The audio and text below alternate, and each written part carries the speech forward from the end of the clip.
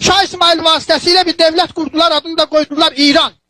Səfəvi zamanında İran edebiyata girdi.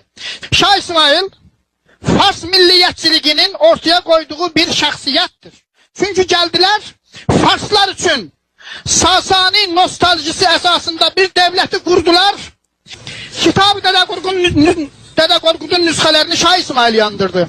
Mərzvannaməni Eldegizlər zamanında yazılmış Şah İsmail yandırdı. Azerbaycan'da Elmler Akademiyasının uzmanlarının araştırmaları vardır ki Kur'an ilk defa olarak Bayındırlı Devleti zamanında, yani Akkoyunlu Devleti zamanında Türk diline tercüme edilmiştir.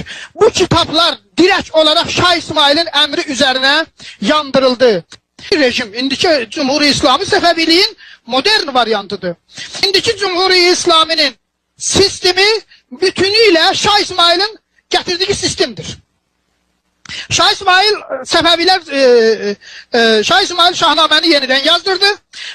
Türkleri tahkir eden bütün şehirler Şah İsmail'in emri üzerine o bir idare heyeti düzeltti Şah İsmail ve